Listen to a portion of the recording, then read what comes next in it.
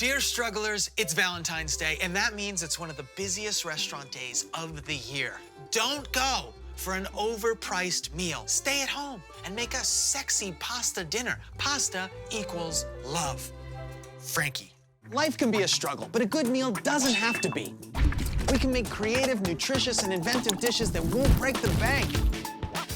Welcome to Struggle Meals. This Valentine's Day, I think you should make a quick and easy meal that will tantalize the taste buds of you and your lover. Penne alla vodka. It's simple, it's delicious, it's not intimidating, and it's absolutely delectable. We start with some salt in our pasta water. You must taste the water. It should taste like something. That tastes like something. And that means that pasta, which is already something that everyone loves, is gonna taste even better because salt will get to the center of it.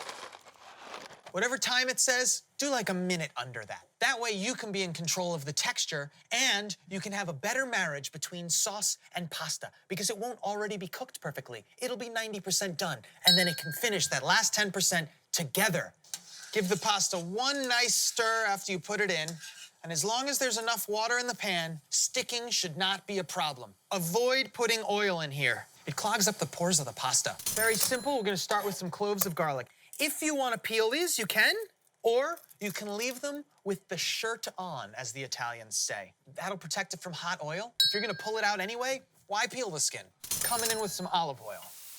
We've got our garlic cloves in camicia with the shirt on. So I'm going with a little bit of angle here. The oil smells of garlic, and garlic is an aphrodisiac. You can go with just a little bit of salt right on this oil as it's becoming aromatic. Let's head over to the packet drawer. I want to show you something. Hot pepper flakes. This is another aphrodisiac. You know, one of those things that gets you going. Let's come in with a can of crushed tomatoes. We now have this super aromatic infused oil, and the tomatoes, it's gonna balance all that. Look at that color. It's visually stimulating.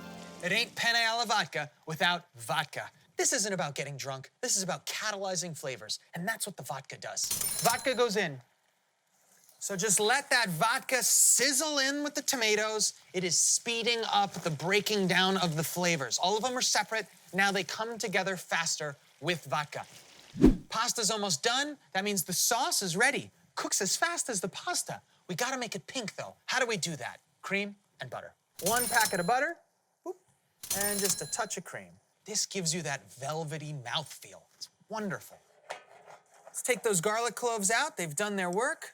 Now the pasta should be just about done. Remember, the marriage. Don't freak out about that word. Tonight doesn't have to be about that, but the marriage of pasta and sauce, very important. When I see pictures of pasta with sauce on top and they aren't melding together, to me, that's like an awkward first date. I want the two things to come together as one. Bring this up. You can finish a little bit of cooking here. You can give it a little stir. All right, we got the pink color, but as you can see, it almost looks like there's a little bit too much sauce. This is where the cheese comes in and creates a little more thickness. I would go with the skinny side here. That way it'll all melt evenly. And then I'd come in and I'd give it a little stir. The smaller the pieces, the more evenly they melt. This has done exactly what I wanted. The sauce is thicker. And the pasta, they've been in here for about 2 minutes. So the finishing of the cooking I was telling you about is actually happening. I don't make these things up.